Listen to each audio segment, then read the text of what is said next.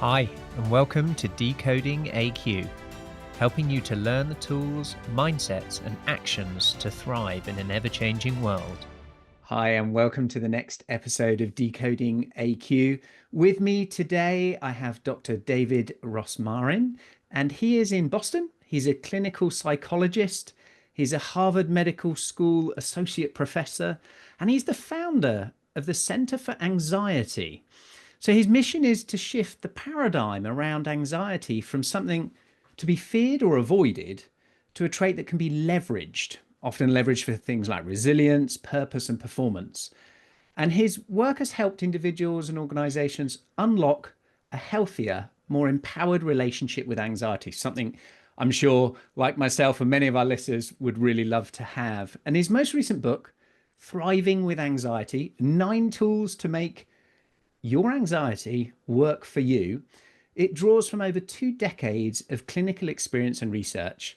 And with over 500,000 views on his TEDx talk, How to Make Anxiety Your Friend, he really is helping change lives for the better. So welcome to the show, David.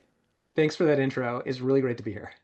Nice. So one of the things I find it fascinating when people go through this painful experience, or often painful experience, of writing a book is post the book out, what has surprised you most that has come as a result of your book, David? The number of comments that I'm getting from around the world, anxiety is something nobody can escape. It's such a human aspect of humanity. And whether you're in Sri Lanka or Australia or across the United States, even the UK, can you imagine? People are coming out of the woodworks and acknowledging their emotions and their anxiety, and sharing it with me, through my website. And that's really been, I know I always knew it was there. It's been there for me personally, but to see the breadth and the depth and the just incredible array, has been really something. And so that opportunity to connect with people, to build community and relationships. Let's just start off with, I'd like to better understand exactly what anxiety is. Sure. You talk about a scale of, 0 to 10, or, really a 1 to 9 scale. How does it show up for people? What really is anxiety, David? Anxiety has different components to it. The physiological or feelings component are very common, ubiquitous. It can have sweating. People can have sweating palms, tachycardia, or your heart beating, difficulty breathing, feeling a bit of, you know, tightness in your throat, cotton mouth, what they call, muscle tension, of course, and all these sorts of symptoms, dizziness, tingling in the extremities. And what this is really the activation of adrenaline through the body. It's the fight or flight system which is occurring. And when people feel triggered, or nervous about something, that adrenaline will flow and those physiological and emotional things will happen. Along those lines, there's also a cognitive aspect where people are thinking what's going to be. They're foreboding, they're worried, they're nervous, they're concerned about the future, about what could happen right now. So that's definitely a piece. And then there's behavioral components, most of all avoidance. When people feel anxious, they usually steer the heck away from whatever's making them nervous. We can do that in our minds. We're very good, very crafty at distracting ourselves mentally from whatever's making us anxious. We can do it behaviorally by literally walking away. We can also do it in terms of medication, and alcohol is a go-to, right? Hitting the pub or whatever it is when people feel anxious, um, in order to avoid these symptoms. So those are really, that's the constellation that we're speaking about here. Okay, so it shows up in this multimodality. So Very some much so. physical things you talked about, some mental parts, and they're triggered from the nervous system that then respond in either thoughts or behaviors or actions. Tell us a little bit more about the scale, because we live with anxiety, and your whole approach is to shift the narrative from something to avoid, lock it away, armor against it or leave the room, into leveraging it. So walk us through a little bit of that scale and how that shows up for people. Sure. I guess the best way to do this is to explain the rationale for why you would need a scale. And when it comes to depression, not everybody feels depressed, but I would say everybody feels sad at some point in their life. And we normally bifurcate between those two constructs. everybody feels sad, but not everybody feels depressed. When it comes to anxiety, we don't really use the different language. We use the same language. We say we have an anxiety disorder or we say we feel anxious. And it's all considered to be one big um, constellation, as I put it before, that you need to stay away from, that you should stay away from, that you shouldn't have. And I think that's a myth. Anxiety is an emotion. And at the higher levels, it can get in the way of your life and be clinical, like depression to sadness. But at the lower levels, that's normal. It's normal. It's healthy. It can increase your awareness, your response time, your cognitive processing, your relationships if you use it in the right way. It can make you more human centered as a leader and more approachable and more likable and more psychologically minded in leading your organization. So there's so many ways that anxiety in that lower level can be helpful. And that's why I came up with this scale, really 1 to 9. 1, 2 are three, and three are low levels of anxiety. 4, 5, and 6 are medium. 7, 8, 9 are high. And if you're having the high levels of anxiety, you probably have some sort of a clinical situation that needs to be dealt with professionally and brought down. But and if it's 1, 2, or 3, that's called normal. That's healthy. That's something that you can thrive with. There is no zero on this scale. We don't get rid of our anxiety. It's an emotion. And in the middle, it's sort of a toss-up. Some people can thrive with high levels of anxiety, or mid levels of anxiety, I should say. I've been working on that myself to be able to metabolize and harness even mid levels of anxiety, sometimes with greater success than others. But it depends on your skill set, and that's really where the opportunity lies. So that rawness of a physical response can then manifest through our own stories to either inhibit or support performance, an outcome, something that we desire. And so, in the one sense, context, those same sensations could be around a relationship and something we're excited about and we lean into. And in another part, it might paralyze us from performance and action. Is there a real difference in terms of the physiology, or is the only real difference the narrative and story we tell ourselves? I don't think there's a real difference in terms of physiology. I have seen individuals with low levels of anxiety who cannot tolerate it. I've seen individuals with high levels of anxiety who manage to thrive with it. I think there might be some limits on that. Like if it's super low, probably not, and if it's super high, maybe yes. But by and large, it's there's no fundamental difference between high, medium, and low anxiety. It really is a dimensional scale of emotion. That's what it is. So it's personal, it's individual, and Very it's much so. textual. So what sort of things would show up that might have elements of commonality in the workplace and that would trigger somebody? And I often say in our family, my 7 might be different to someone else's 7, That's right? true. And so when we try to anchor these things to have a baseline, to have assessments, how do we deal with those things if someone just says, oh, I'm on a 7? And well, my 7, oh, I'd be struggling to get out of bed for a 7 or something. How do you deal with some of those differences of scales and reporting them and getting some commonalities around that? I'll put it to you this way. I was having a conversation with a business leader the other day, and he's relatively junior. He's in his mid 30s, and he's the CEO of several companies, a serial entrepreneur, and successful in his own right. And he told me that his one of his mentors is an individual in his, I think at this point probably late 70s, but he was, his mentee in his 20s. So when this individual was, late 60s. And he said he remembered being in his presence, and people would come to him from his team and present to him questions that were literally, tens of millions of dollars flying either way that could go in and out of his bank account in a hot minute. And whether they were issues of inventory or issues of deals to close or even legal issues, issues of policy, issues of taxation, sort of running the gamut. This individual, he said, was largely unfazed. And and when I spoke to him about it, we identified that there was anxiety present in the room. There was a lot at stake, but he was able to metabolize it and maintain his mental set by actually embracing that anxiety to make the best decisions possible. And that's a goal that this individual who I was speaking with in his 30s wants to be able to achieve. And I think a goal for any business leader is not to avoid the anxiety. It's not to drink it away. It's not to pretend it's not there. It's not to be distant from it, but actually to face it and raise your resilience to be able to manage difficult situations. That's the opportunity for emotional resilience. Anxiety is a gold mine for emotional resilience if you use the opportunity Yeah. to build. So that opportunity to recognize what it is, and one of your 4 steps, identify, and then Right. be able to move through that process to get a collected, considered, maybe sometimes it's good that it brings a sense of urgency. It prioritizes our focus, our time, our resources of those things, that we don't want to silence this. It's a great signal. It's a great indicator.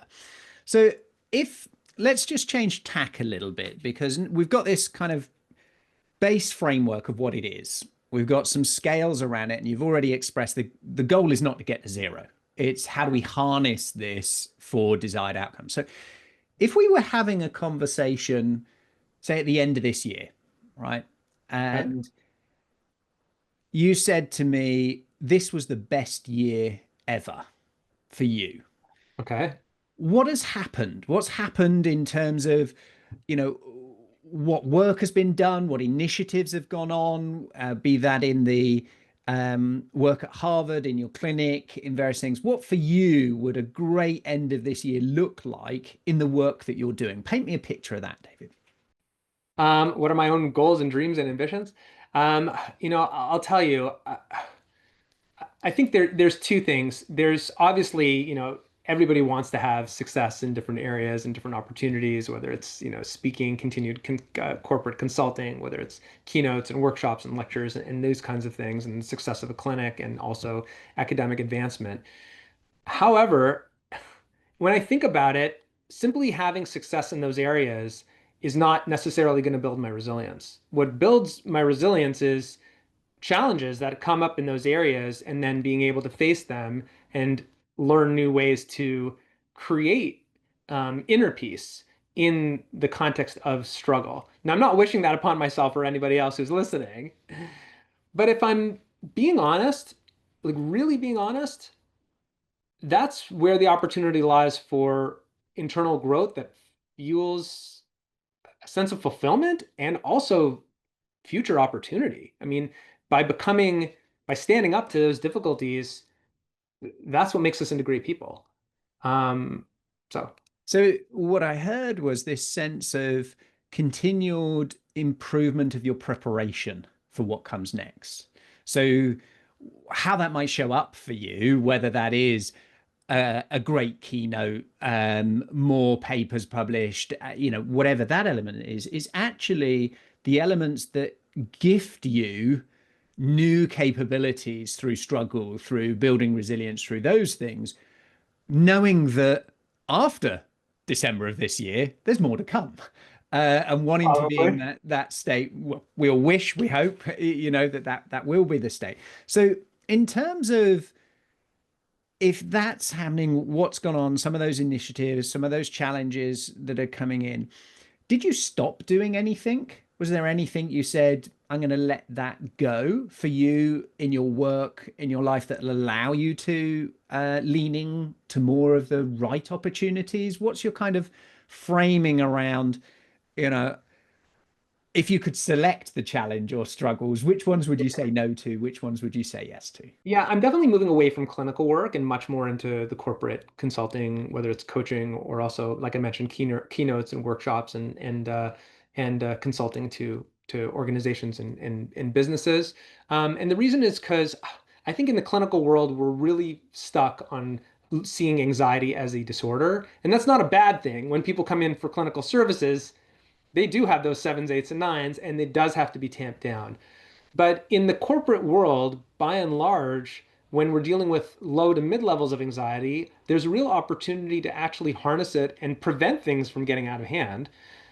but also to thrive with that anxiety. And that's really, I think, a sweet spot that the psychiatry has not moved into as a new frontier. It's a little terrifying, actually, to venture into it, but it's something that I'm also enjoying the challenge.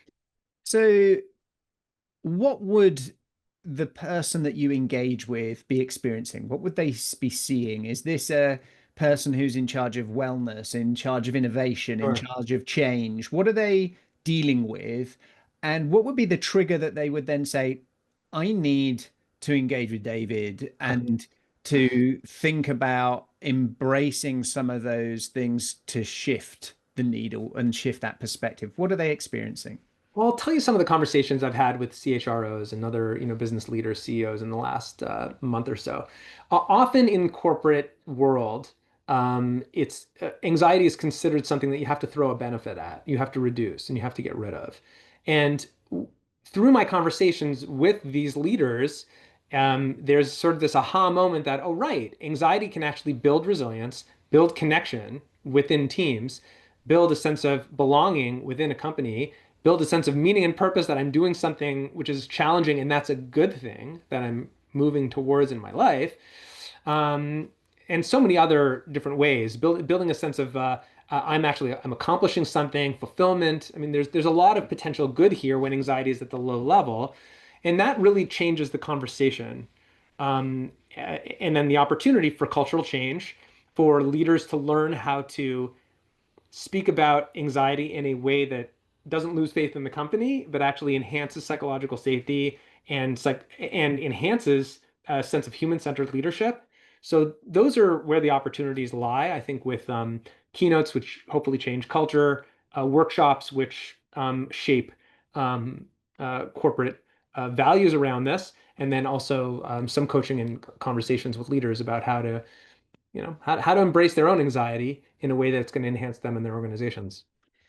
If you think back over the last 12 months, have you seen more engagements where it's a burning platform or a burning ambition? By that, I mean, are they getting and engaging to solve an issue, solve a problem? There's a um, poor team performance, a project has not landed well, there's some issue they want to solve. Or are you seeing that these people are engaging because of an ambition, high potential, high growth leaders, wanting to improve something and get it better rather than fix and resolve something that's not working? Are you seeing a difference if you think back over the last 12 months between those two? It's hard to say. I know that AI is shifting the conversations very rapidly. And on the one hand, there's more of a sense of mechanizing systems, getting things more productive, focusing on sort of non-human aspects of it. But then there's this sort of looming existential threat that, like, if that's the case, then what do I actually bring to the table, right? And, how can I be replaced by a machine? And that's where the opportunity lies for people to bring their anxiety to the table. I'll tell you, let me put it this way. The companies where I've seen things really blow up and not do well were led by individuals who could not acknowledge their own anxiety.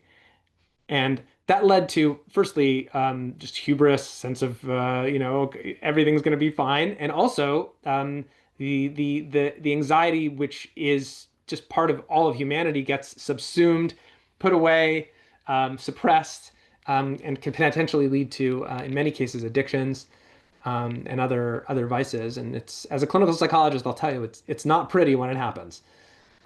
So, I think by embracing the natural uncertainty of the world, especially during a very fast-paced time, there is opportunity, but not everyone's taking it.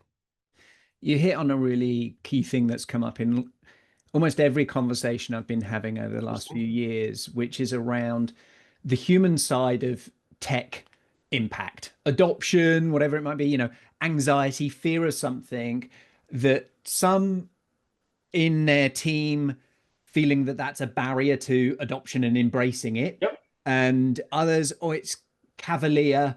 They're, Yep. doing these things and causing other risks and knock-on impact. So now I'm feeling anxious about those that are striving ahead, and I'm feeling anxious about those who are not embracing it. And it almost feels like a no-win situation for team leaders that have been sold this, dream that we're going to be more productive. The, low grade stuff is going to go to tech and AI, and the high grade, we can do more thinking, be more creative. And Sure. they're stuck in this very difficult situation of the human side of transformation and AI. And we talk a lot about AQ before AI, Mhm. so our adaptability intelligence before AI, so that, we measure things like resilience, unlearning, mental flexibility, certain skills alongside character traits in the environment, psychological safety, etc. So from your perspective, how might you support someone, a team leader, that is feeling that sense of duality? Got some people that are running so fast, I'm anxious because they're going to, cause us risks, legal issues, and break stuff. And Yep. I've got other people at the other end that are digging their heels in. They're fearful of their job and role and their future, and they're not on my watch. How can I I'll tell deal you, with that? the clinician in me is hearing the fight or flight response. On the one hand, you have the fighters who are, doing everything they can to like, we want to make this work. Like, we're going to push this forward. We're going to make this, there's this activation. That's what fight is, the fight response. And that's adrenaline sort of doing its thing. Then there's the flighters, right? No, we can't have AI taking over. We have to preserve, we have to block, we have to tackle, we have to, it's sort of avoidance and preservation and defensive. So there's the offensive mode, which is fight, then there's the defensive mode, which is flight. And I guess I'll just, answer as a clinician, neither of those works. In the long run. I mean, obviously, in certain cases you have to fight or you have to flee when there's a real threat. But when it comes to anxiety, the better approach is to embrace it and to say, I don't know what is going to happen next. I'm going to do my best to embrace this and uncertainty and try to bring this into my team, into my business, into my organization, into my workflow, and into my process and learn about it. I'm not going to avoid it. I'm going to face it. But I'm also a little bit nervous to just jump right in and to, fight for something that I don't even know what I want. So there's sort of that happy anxious point where you're both facing the adversity without pulling back completely and embracing the uncertainty that comes with. Like, that's what leadership is about. This is, that's what I imagine this is related to AQ in some way. I mean, how else are you going to have that cognitive flexibility to be able to lead unless you actually embrace the uncertainty and live with that anxiety?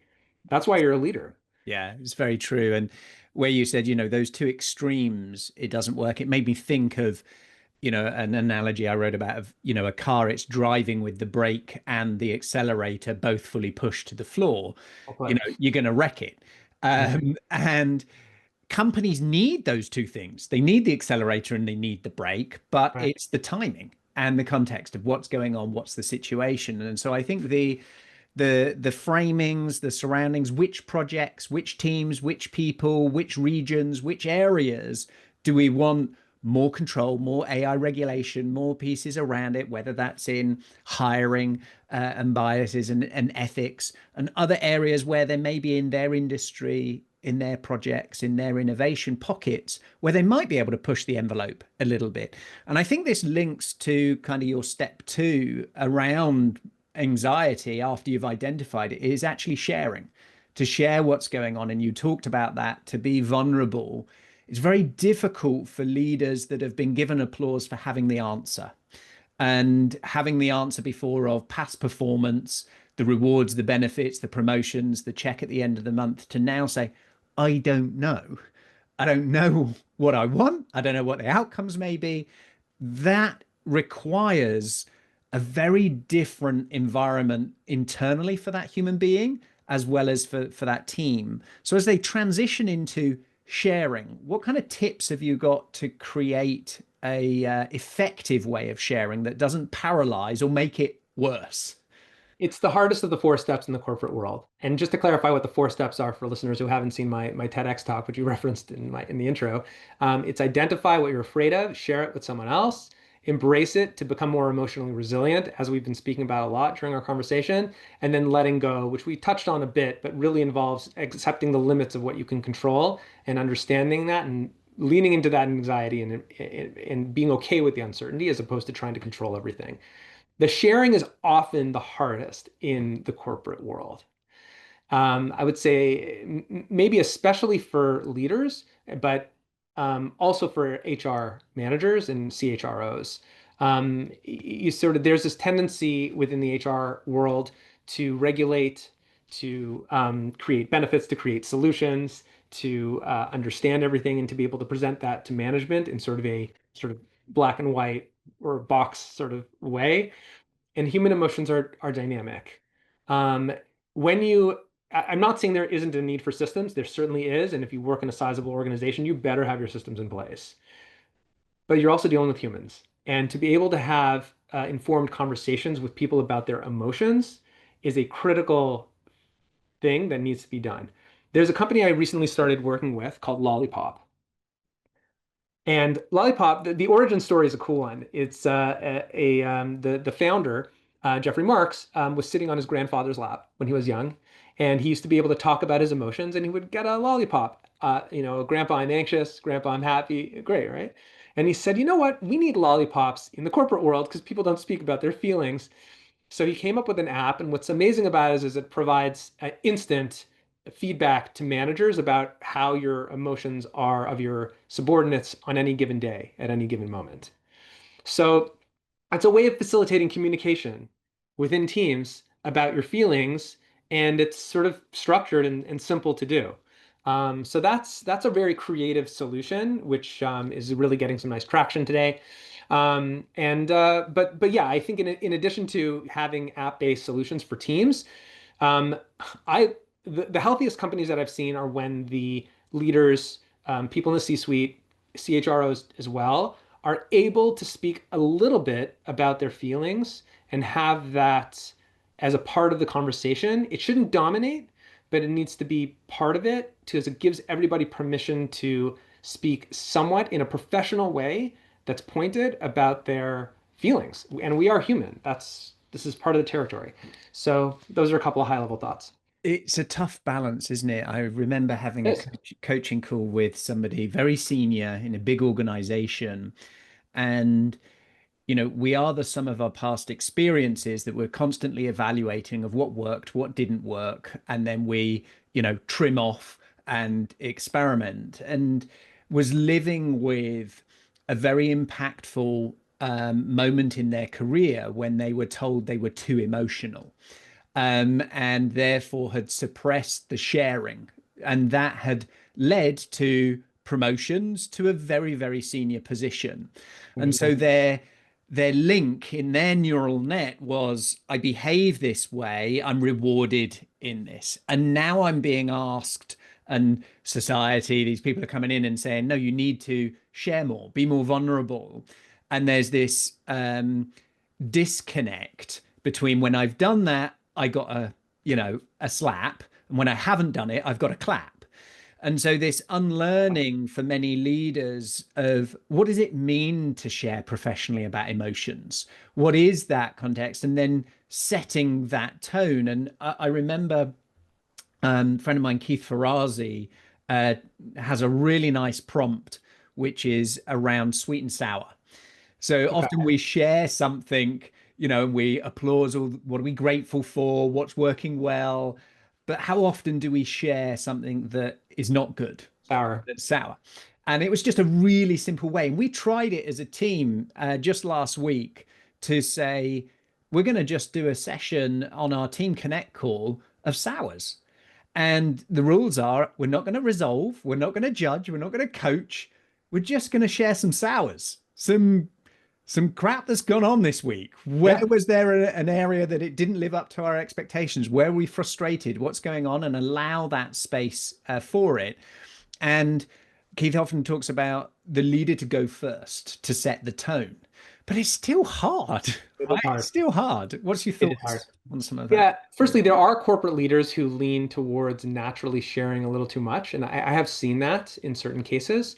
And there is a time and a place to rein it in, certainly. And there's also a time and a place to know who on your team you can and should share with. It doesn't have to be with everyone. This doesn't have to be a public tweet or whatever it is, whatever your social media go-to is, about what's going on for you. It could be just somebody else who's on your floor or someone who's in your department or even a subordinate potentially, depending on, the nature of your relationship or a therapist.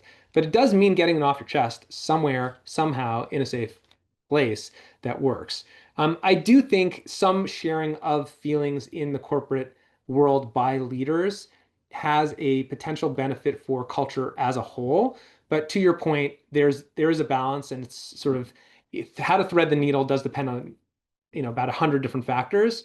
I think as individuals, though, everybody needs to be able to speak about their sours, to use your word, share their sours with someone else.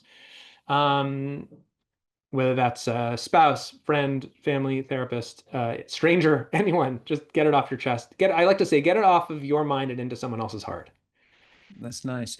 And I've talked also about the direction that anxiety could then point us in. It can point us towards love and Right. connection, and it can point us towards disconnection and things that you mentioned, like addictions and, perhaps negatively correlated consequences of anxiety. When we're going through, okay, we've identified that sense because it's showing up. I'm sweaty, my heart's going, I've got cotton Yep. mouth. So I've identified at There. least that piece. I'm also trying to identify the context of what's going on. Some of that trigger is this, supporting me or is it holding me back? I've then started to share some of this. So great. We've started to build some psychological safety in our team. We're figuring out we might fail a few times, share it with the wrong person or the wrong way, but we keep practicing, we keep going and find a realm for that. The next two, in terms of embracing and letting go of this system to make anxiety work for us. I'm curious as to how we shift it from individual greatness to team greatness and organizational greatness in Sure. that. How might we transition that for people who are responsible for teams, not just self, in the embrace and let go? Yeah, I mean, I'll give you an example of a situation I was dealing with recently, where a team was facing a new challenge because of the rollout of a new product, and there was a lot of stress around this, and things were not going well. And the manager was really trying to manage everyone's anxiety and reduce it, and sort of help people to it's going to be okay, and providing assurances that everybody knew were just not really based in necessarily that manager's knowledge of reality, sort of hopeful optimism, but not necessarily grounded.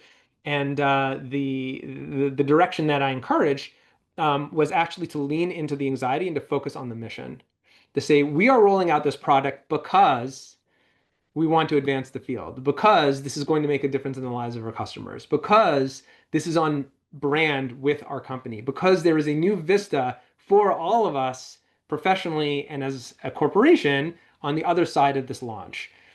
And I don't know whether it's going to go well. To actually lean into the anxiety and to embrace it, but we have to go forward because of this, that, and the other. And the anxiety you're experiencing is normal. So to sort of use the anxiety as a galvanizing force to bring people together and to face the uncertainty, to embrace it and create more of a sense of mission and purpose around this. And once that happened, the mental set of the team shifted. They were not only able to galvanize, but also able to really focus their efforts. Um, And for many organizations that have got clarity around the mission, they understand the purpose, they're able to connect and galvanize people and rally them around that. That can be really helpful. And I'm sure there's a great swathe of our listeners that are in that zone. There might be people who are in that zone, but also to your point before, when you were telling the story about um, the 30-year-old's mentor remaining calm even when the consequences seemed big. There are people who are facing decisions where the consequences are significant. The sure. consequences are significant around job change, job loss, transitions and shifts of many people in how they get work done, where they get work done, return to office mandates, let alone making somebody or teams redundant. when the consequences, it's not about maintaining the connection to purpose of these things, but when underlying from that, the consequence of failure of performing is going to dramatically impact people. When that situation is there, I imagine anxiety is perceived potentially higher for people when there's a sense of risk, a sense of Of course. loss. Of course. The uncertainty is higher. The anxiety is going to be higher to a point, but we can get into that. To a point, and it might be that it is in a moment, right? So rather than continually under that pressure, they're under the pressure that might be for a day, a week, one Sure. year out of 80, whatever it may be. Um, in those situations, is there follow the same process? Just go through it, or are there some extra tips or thoughts that you can help when the stakes seem so high that it really enhances that sense of anxiety and inaction rather than positive action? Sure. First, I'll just say if you're a corporate leader, you are going to have these moments. And that's where there is an aspect of embracing coming in. This is what you signed up for. I mean, this is part of being at the VP level or higher. You're going to face difficult situations and have to make hard decisions. And you're built for this. Otherwise, you wouldn't be in the position you're in. So that's the embracing piece. But there's also letting go.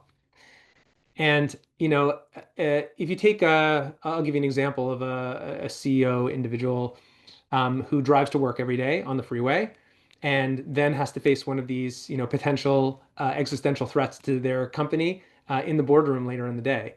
They took a risk in the morning getting on the highway. And how anxious were they about that compared to this existential threat for their company? And usually it's not as much. And the reason why is because the actual uncertainty is the same. They could get food poisoning by lunch. They could get struck by lightning on the weekend. They could, some sort of mishap could occur, and who knows? Um, and they could also make the wrong decision in the boardroom. The difference is not this uncertainty is this. The uncertainty is the same. So that's not the difference. The difference is their tolerance of uncertainty. When you're getting in your car, you tolerate a certain level of uncertainty. When you're walking around or going for a hike, you're like, okay, like there's a certain risk, and I'm going to take it. But when you're in the boardroom, somehow, sometimes, if you're feeling anxious, it's an indication that you actually haven't fully let go in that area, or maybe not enough. And you're not going to know the answer for sure. You'll have the best guess that you possibly can, and hopefully you'll get it right. But being able to put your best foot forward and letting go of the rest, that's a real, this is where I think anxiety can even, potentially open us up to transcendence and to really becoming the best humans that we possibly can, to embrace that lack of knowledge and lack of certainty that are just part of our existence. So this to me is the highest level of development and something I certainly am working on myself. Yeah, it's always a work in progress, isn't it? Very much so for that. I think this loops back to a comment when you shared about your vision, which was building maybe your tolerance, right? Building your resilience, building your preparedness. And that can be through lived experience. It can be through visualization, meditation to become familiar with. We can play it through in scenarios that can either spiral in a bad way or spiral in a good way, right? Formula One driver who visualizes going round 100 times is positive. The person who's getting in the car who's a bit anxious and visualizes having accidents or various things, not such a good use of visualization.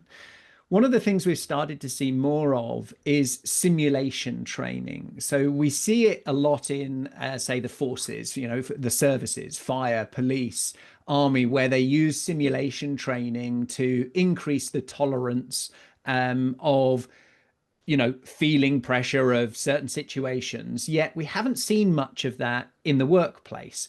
We are very much around, let's solve a real issue, a real problem, or train that's so abstract to actually scenario simulations for doing that.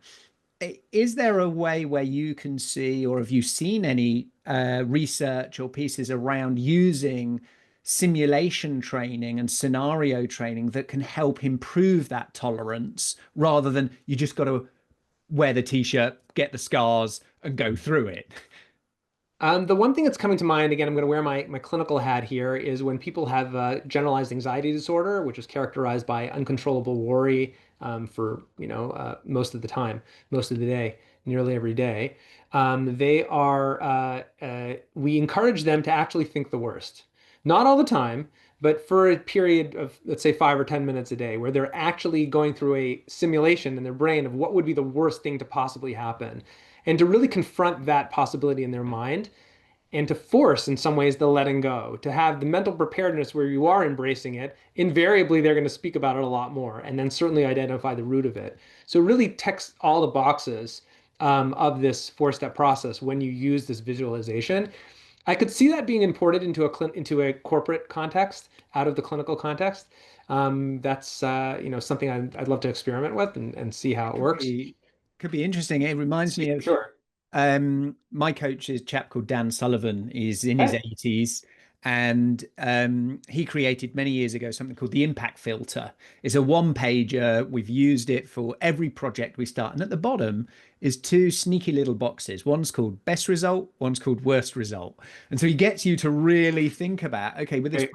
what's the worst result here? Yeah, How great. bad can it be? So you get it out, you get it shared within the team, and it's identified. So is this project even worth it? What's at stake Yeah. as much as what could we gain? And that's really powerful and effective in that kind of um, just sharing that worst. So within self, maybe even sharing within someone else, a trusted opportunity to do that, of let that scenario play out and that simulation play out, could be interesting.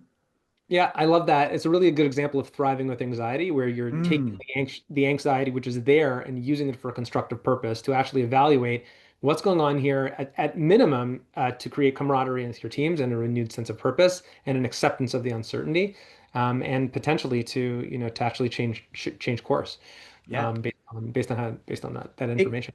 it could unlock, from our perspective, required adaptations, Sure. an adaptation of perspective shift, of behavioral shift or system shift, process or procedures around things when you identify things through a different lens. One of the questions I ask every guest as we come to the end, Sure. David, is a homage to one of our first guests, Dr. Diane Hamilton, who focuses on curiosity. And so the question is this: when was the last time you did something for the first time, and what was it? I'd like to think every day I do something for the first time, but if I'm being truthful, I don't know if that's correct. Um, huh. What's coming to mind, I don't know if this is accurate, but what's coming to mind is it definitely involved anxiety. Stepping onto the TEDx stage was really terrifying. There's no notes. You memorize the whole script, and you also can't come across mechanized. You have to come across as a person.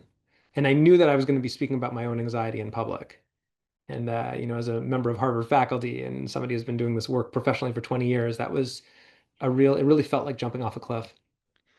Yeah, And I imagine, even for myself, there's a connection between how much I care and then the likelihood of the scale going up, for right? sure. That's Right. definitely the case. So you care, you cared about that. So you put in the work, but you've still got to turn up. You've still got to show up. And from my perspective, that is, I love watching talks, going to conferences, seeing people perform, and take people on a journey. Your TEDx talks really allowed people to connect with you.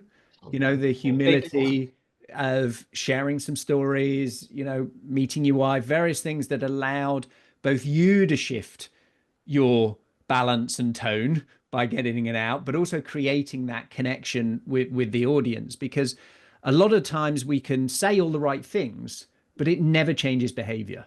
It never Mhm. changes behavior, never changes the way somebody's thinking. And that opportunity to connect just disarms from that fight or flight, that they're willing to listen, and then an opportunity to reflect of how does that show up with me in my own selective attention, because we all We hear what our brain's looking for and we see what our brain is looking for in any talk. So when I was listening to it and went through, it shifted a few things for me. Wow. I appreciate the claps for for being vulnerable and sharing. Yeah. That means a lot. Thank you. Thank you very much. Nice. And to your, I never prep people with that question, but a few turn up if, they've listened to other episodes and things. But you said, I'd like to think I do something new every day. And many of our regular listeners know my view and thought on this, in that we can do what we've done many times, but with new eyes. Again, And yeah. that opportunity, right, to find, is it correct? Is it truly correct? Was it the first time? Or is that the first time I've hugged my wife, even though I've hugged her 10,000 times? Am I going in with that sense of, naive eyes, naive to that experience, to really embrace and listen to it, see it, experience it? And for me, that's an opportunity of adaptation, to make those new choices, to identify, and I love your 4 steps, and just to remind everybody, identify, share, embrace, and let go. And I think many things around our firsts, we have to deal with those things, right? We For identify them, sure. we share them, we embrace, we let go. Definitely let go. If people want to get in touch with you, if they've got some thoughts around getting you involved in their organization to help with some opportunities or some issues, how do they best get in touch, David? Sure. Yeah, I'm always happy to engage. LinkedIn, I'm on David H. Rosmarin or DH Rosmarin, and my website is dhrosmarin, rosmarin.com. Yeah, love all questions, points of engagement, certainly opportunities for to exchange ideas with like-minded folks. So Beautiful. It's been an absolute delight. thanks. I Same here. love listening to you, your work, reading more of your papers and what you're doing. It's meaningful, worthwhile work in the world. So thank you for what you do, David. Thank you. And we thought we were done. But in the conversation afterwards, David shared he is launching a new masterclass that sounds absolutely fascinating. Can you tell us a little bit more about the masterclass, what it is, and we'll send the links in for the listeners as well? Sure, very happy to share it. The 4 steps that we talked about today: identify, share, embrace, and let go. For people who want to learn more about how to use those 4 steps really practically in their life, my media team and I have put together a asynchronous masterclass involving a series of videos. The first couple are going to be available for free, so that's pretty cool. Cool. And it also involves a group coaching component, so people who sign up, I'm going to be able to work with you on this to actually implement this in your lives. There's also a community we're building on Facebook around this, and I think we have close to 400 people on the wait list. So Very cool. yeah, so it's really hopefully going to be a nice group of people like-minded who want to not get rid of their anxiety, but learn how to use it in a helpful way that leads to thriving. That's what it's all about. That's what the entire program is about. Fantastic. So we'll get that in. If you are listening in, it's on his website. That's DH Rosmarin. That's ROSMARIN.com/masterclass. So look forward to seeing all what you're doing in that work, and hopefully some from our community coming and joining, David. Be great. Thanks so much. Do you have the level of adaptability to survive and thrive the rapid changes ahead? Has your resilience got more comeback than a yo-yo? Do you have the ability to unlearn in order to reskill, upskill and break through? Find out today and uncover your adaptability profile and score, your AQ. Visit AQai.io to gain your personalized report across 15 scientifically validated dimensions of adaptability. AQai, transforming the way people, teams, and organizations navigate change. Thank you for listening to this episode of Decoding AQ. Please make sure you subscribe on your favorite podcast directory, and we'd love to hear your feedback. Please do leave a review, and be sure to tune in next time for more insights from our amazing guests.